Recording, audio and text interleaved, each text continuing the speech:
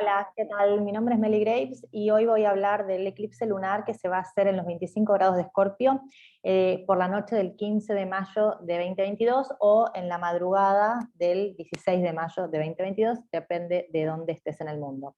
Es un eclipse muy potente, mucho más potente desde mi perspectiva que lo que fue el eclipse de Sol del 30 de abril, así que, bueno, exploremos un poco juntos. Bueno, esta es la carta del eclipse, tiene ascendente en Aries, pero eso no se preocupen porque no está domificado, es simplemente para que tengamos en cuenta o podamos ver más claro dónde están los planetas, ¿sí? Entonces, en primer lugar, obvio, tenemos la oposición del Sol y la Luna a 25 de Tauro y Escorpio. Van a ver que estamos bastante cerca del nodo, que está a 22, y el Sol y Luna están a 25, el eje nodal está a 22 y el Sol-Luna están a 25, es un eclipse que es total, cuanto más cerca están las luminarias de los nodos, más completo es el eclipse, y este va a ser un eclipse total de Luna, ¿sí?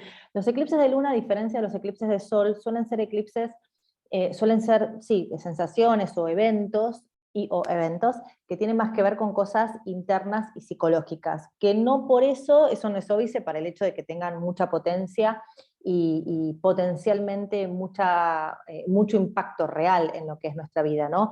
Pero como es un eclipse lunar, muchas veces es como que la procesión va por dentro, y además otra de las cosas que para mí tienen los eclipses lunares es que como tienen que ver con la luna, también muchas veces tienen que ver con cuestiones de liberarse y sacarse de encima cuestiones del pasado, que es un tema muy caro al eje Tauro-Escorpio, ¿no?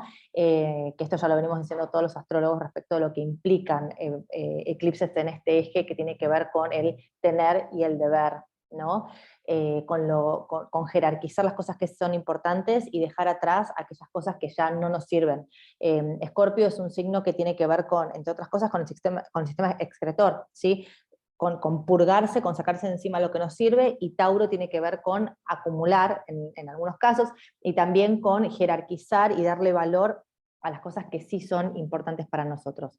Entonces, veamos qué pasa con este eclipse acá, en este grado 25 de Tauro.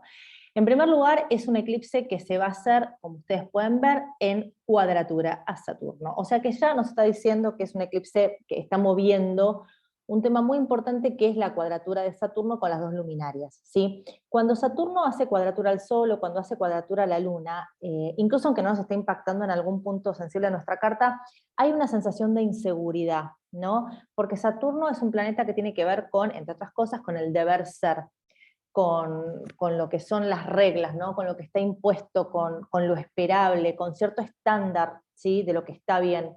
Y cuando este Saturno hace cuadratura con lo que quiero, el Sol, y con lo que necesito, la Luna, hay mucha inestabilidad en nosotros mismos porque no sabemos bien cuál es el camino correcto para cumplir las demandas o para cumplir las expectativas que tiene el mundo sobre nosotros, o que nosotros mismos nos ponemos, ¿no? Sobre nosotros mismos. Por eso, una de las cosas que pasa, sobre todo para las personas que tienen natales estas posiciones de Saturno con Luna, con Sol, es que son personas que se esfuerzan mucho, ¿sí? El tema del signo del esfuerzo, y también el signo de la melancolía, ¿no? ¿Vieron ese texto de Sontag, ¿no? Bajo el signo de Saturno, en donde ella cuenta la historia de Walter Benjamin, que él mismo decía, ¿no? Que había nacido bajo el signo de Saturno, bajo esta estrella melancólica, ¿no?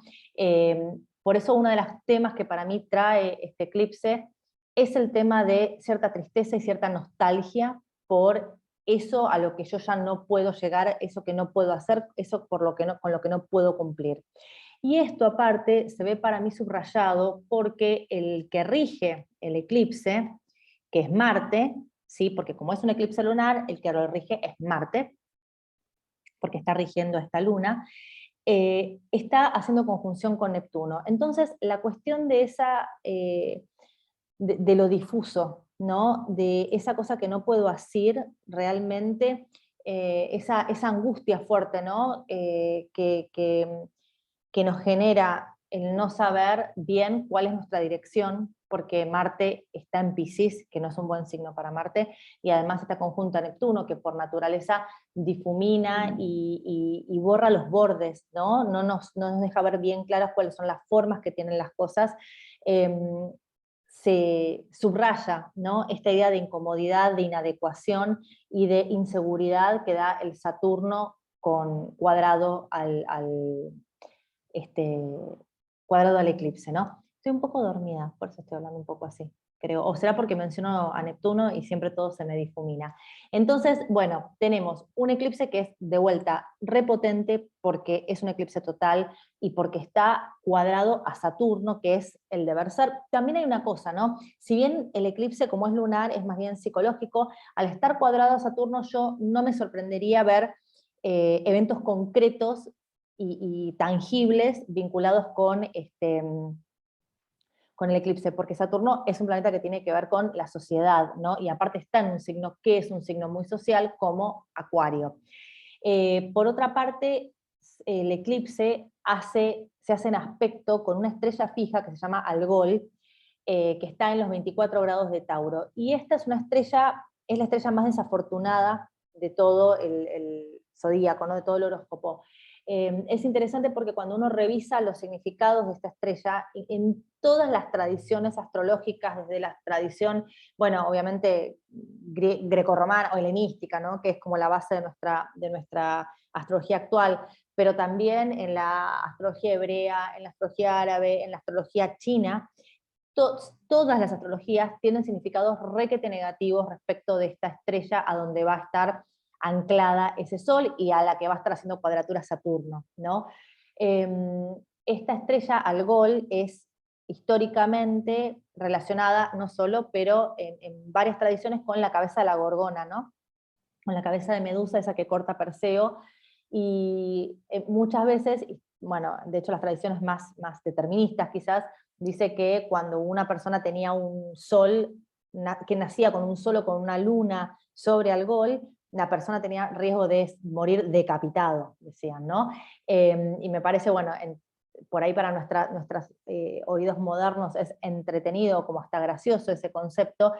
Creo que hay algo que tiene que ver con esa pérdida, ¿no? Ese dolor que trae el no poder de alguna manera encajar, porque en realidad si vos ves la historia de la Gorgona, de la Medusa, está bien, la terminan decapitando, pero la historia de Medusa es una historia de una chica que era normal y en un momento, bueno, por algo, le dan ese aspecto horrible, ¿no? Le hacen que los pelos sean serpientes, entonces es tan repugnante que la gente se convierte en piedra cuando la ve.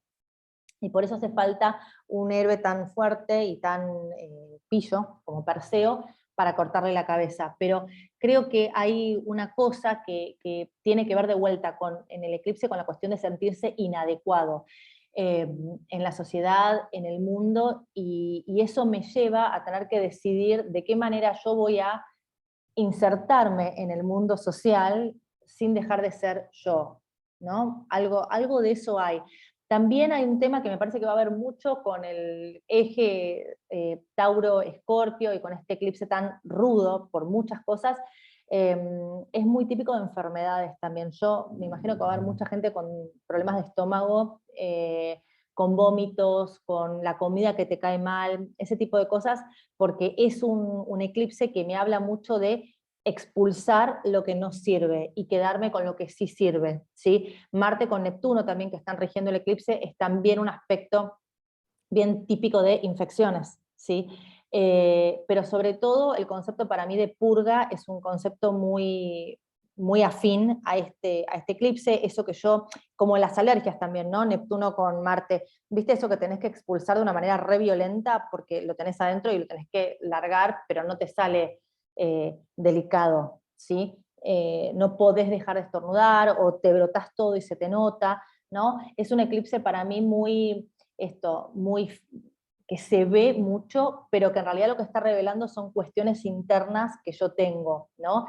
Es un eclipse también muy definitivo. Saturno es un planeta muy claro, muy concreto, muy blanco-negro, y cuando las cosas no dan para más, Saturno las corta, ¿sí? El eje Tauro-Escorpio también me dice que puede haber temas que se corten para las personas que estén resolviendo cuestiones de plata, por ejemplo, seguramente se cierren. Las cosas que tengan que ver con jerarquizar y dividir qué le corresponde a cada uno, ¿no? En lo que son los vínculos y en lo que es el dinero, y en lo que son los recursos, eso también es muy típico de Saturno haciendo aspecto a un eclipse.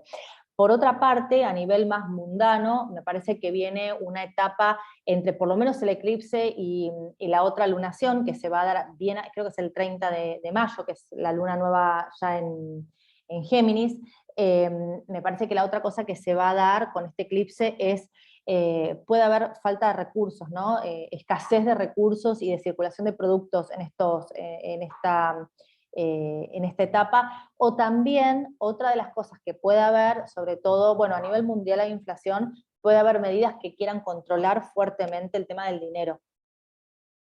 Esa podría ser otra de las, es bien un aspecto como de ajuste, ¿no? De regulación, pero a la Saturno, ¿sí? Saturno influyendo o impactando en este eclipse regido por un Marte-Neptuno. Y además de todo esto, vamos a estar en una etapa ya con Mercurio retro, y un Mercurio que, si bien no va a llegar al grado de este eclipse, medio que casi que sí, va a estar muy cerquita, y eso también, otra de las cosas que me está diciendo es que las cosas que decanten de este eclipse, que fundamentalmente yo le doy, hay como muchos debates respecto a cuánto duran los eclipses, yo tengo la tendencia a verlos como que si te van a dar un evento en tu vida, en tu carta, te lo van a dar entre el momento del eclipse y la próxima lunación, porque si no, con ese criterio estamos un año y medio pensando, o a veces un poco más. De hecho, esta tanda de eclipses en Tauro y Escorpio, si bien el año que viene, en el 2023, vamos a empezar a tener eclipses en Aries Libra,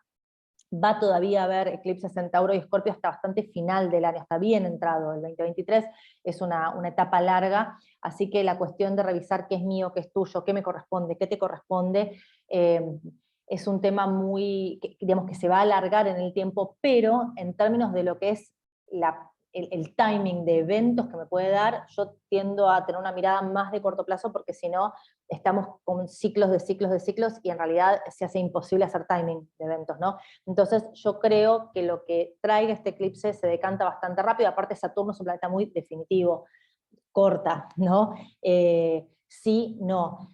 Me parece también que por eso, que los segundos 15 días del mes de mayo, seguramente veamos eventos a nivel mundial que tengan que ver con esto, ¿no? Con control de precios, con escasez de productos, y también pensaba en la cuestión, bueno, hay otra cosa que también dicen los antiguos, cuando hay eclipses arriba de Algol, y fundamentalmente cuando el Sol está arriba de Algol, también los antiguos lo que decían era que había matanzas masivas, ¿no? Como que se moría mucha gente, y que era uno de los signos claros o uno de los signos privilegiados para pensar en enfermedades más bien masivas, ¿no?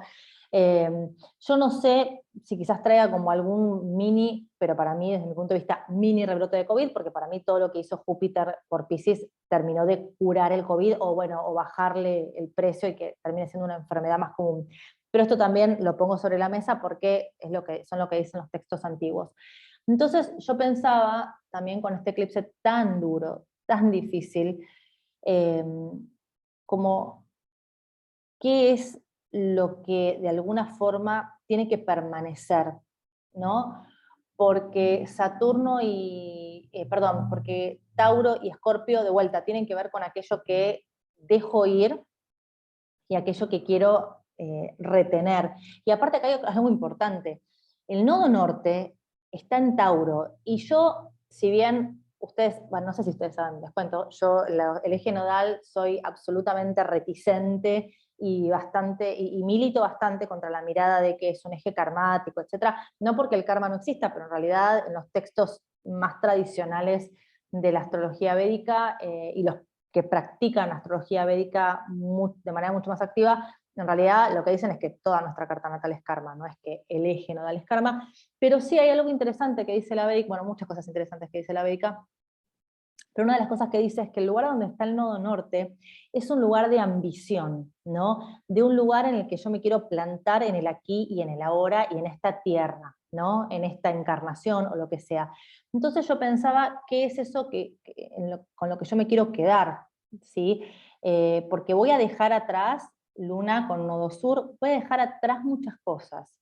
Bueno, entonces, ¿qué es lo que yo quiero sostener? ¿Con qué me quiero quedar? Y, digamos, sería cándido, sería hasta pueril pensar, bueno, me voy a quedar con lo que me hace feliz y con lo que me llena y todo esto, porque el eclipse es un eclipse muy duro, y el eclipse no está mostrando espacios de alegría, de felicidad, y ni siquiera espacios como de adaptación, porque todo es un eclipse muy fijo, y lo que tenemos mutable, que es el regente, que es Marte, está con Neptuno, entonces tampoco tiene posibilidad de como plantarse, ¿no?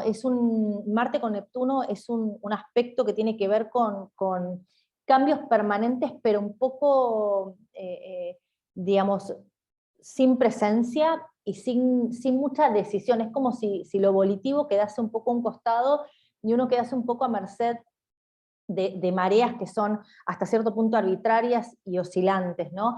Eh, y además tenemos el hecho de que si bien el eclipse se da con Urano, ¿no? En el signo del Sol, lo cierto es que ya estamos a bastantes grados, ¿sí? Estamos a 10 grados, entonces, si bien la astrología tradicional hace aspectos por signo, entonces en términos estricto sensu tradicional estaríamos en conjunción Urano con Sol, también es cierto que la astrología helenística lo que dice es que cuando pensaban en orbes bastante generosos, porque son 7,5 grados para un lado y 7,5 grados para el otro, son 15 grados, es un montón, pero la potencia del Urano con el Sol estaría también saliéndose de orbe, incluso con un orbe muy generoso, esta salida, perdón, de orbe. Entonces, digo, acá no hay factor sorpresa, y el regente del eclipse está mal, y si querés el regente del Sol también está mal, porque Venus está en Aries. Entonces me quedé pensando,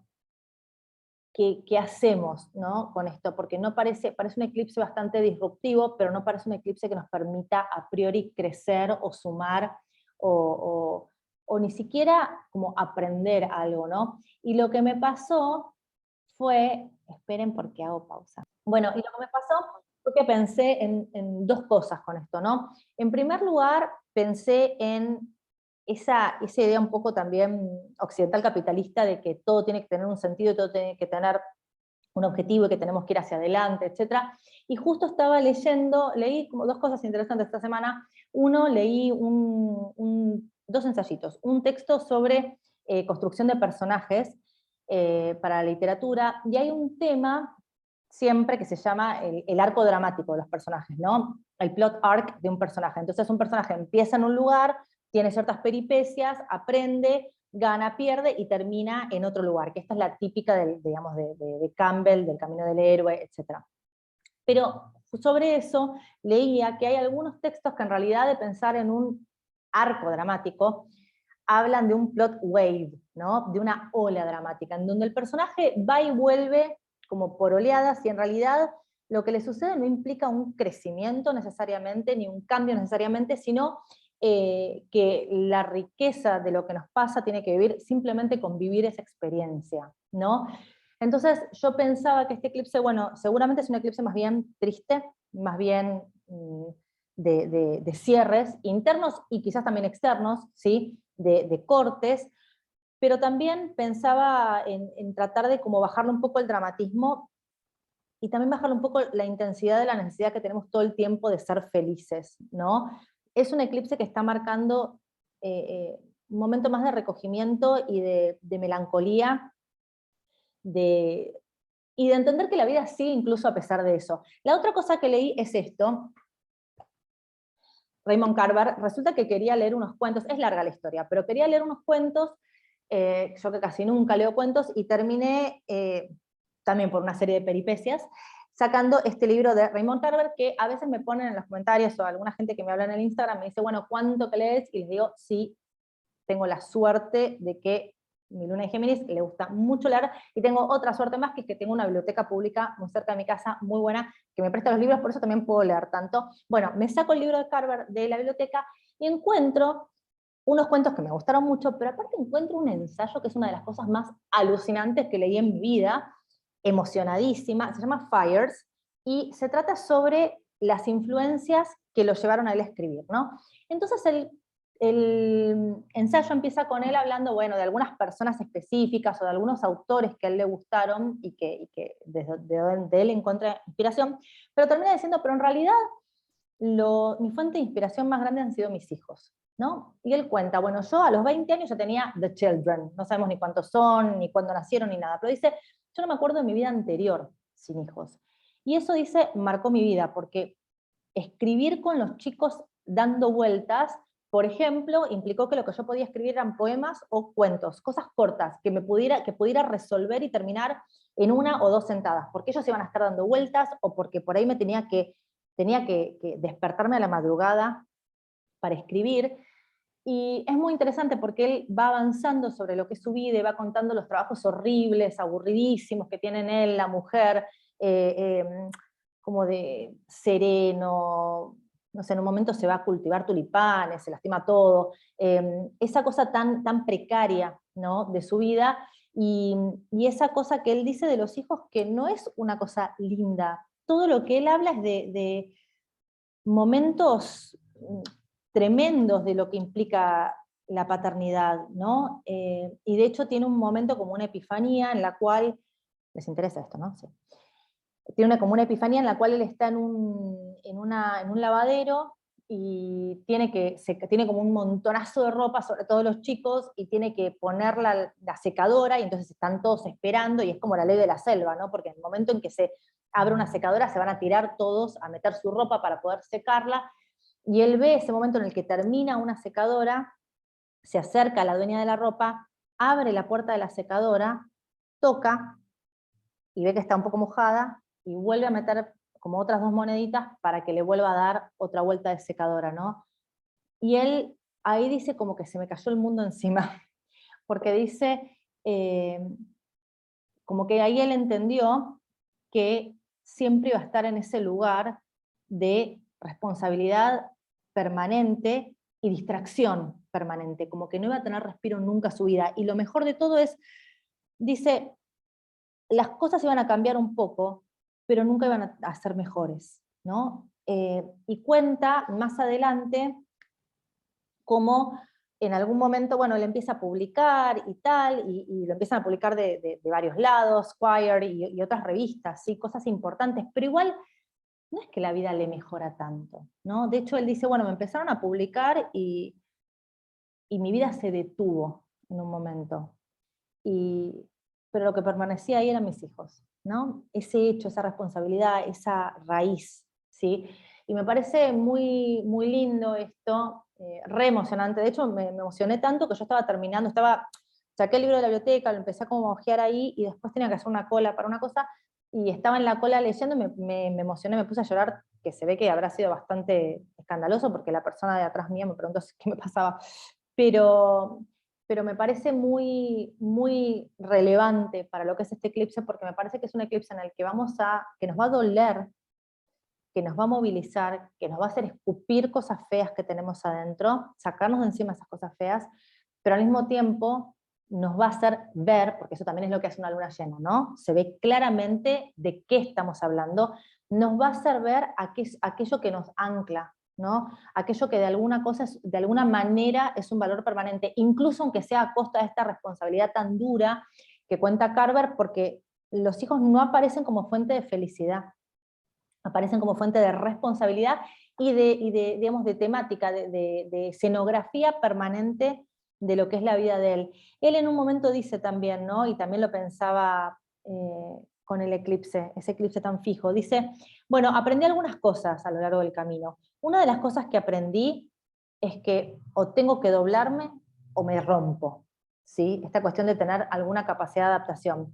Y también aprendí que es posible doblarse y romperse al mismo tiempo, ¿no? Hay y bueno, después termina diciendo, ¿no? Que nada, que hoy que tiene más tiempo y que ya no están los chicos gritándole y esa responsabilidad permanente y esa demanda permanente, ¿no? Y esa crítica permanente y esa cosa tan intensa que traen los hijos, él dice, yo igual sigo escribiendo poemas y cuentos. Y dice, y yo quiero pensar que hoy es lo que yo elijo hacer, porque hoy podría ponerme a escribir una novela, que en otra época no podía porque estaban dando vuelta a los chicos y porque aparte no podría, por su situación económica, no podía esperar el tiempo que le iba a tardar escribir una novela para tener algún ingreso, etc. ¿no? Él dice, yo hoy creo que elijo escribir poemas y cuentos. Dice, quizás sea una rémora de lo que fue mi vida anterior, o quizás yo siempre fui esto, ¿no? Así que dice, termina diciendo, bueno, influencias, habla de esta gente que le influyó, y dice, mis influencias son mis hijos, la de ellos es mi mayor influencia. Fueron los, los primeros motores y los que le dieron forma a mi vida y a mi escritura, ¿sí? Hay un poema también re lindo de Louise Gluck, que me lo estoy acordando ahora, por eso voy a citarlo como me lo acuerdo, que se llama Matanz, que ella cuenta que ella trabaja que ella cuando se pone a trabajar en su jardín, ¿no? Mete las manos en la tierra, bien taurino. Y dice que cuando otros la miran, piensa que ella está solamente como arreglando las plantas, o bueno, haciendo las cosas del jardín. Pero dice, yo en realidad estoy buscando una señal de Dios o de algo, de que mi vida va a ser mejor y va a cambiar, y no sé, quizás ella se antoja a sí misma un San Agustín, ¿no? Esperando que Dios se le aparezca mientras está en el jardín, y dice, y mírame las manos, las tengo rotas de trabajar el jardín, y sigo esperando esa señal, y esa señal no llega, y dice, quizás el secreto de la vida sea seguir adelante, aunque la señal no llegue, ¿no? Así que bueno, creo que son como buenos, no sé, pensé mucho en esta cuestión del eclipse, para pensar también esas cosas que permanecen y ese valor de las cosas que permanecen y ese valor de las cosas que nos hacen seguir adelante, incluso aunque el ambiente parezca hostil o sea hostil. Me parece que viene una segunda parte de mayo muy movida y bueno, y también recordemos que va a estar Júpiter en Aries, eh, para alegrarnos la vida en ese lugar a donde esté pasando Júpiter. Así que bueno, muchas gracias por escuchar. Nos vemos la próxima. Chau.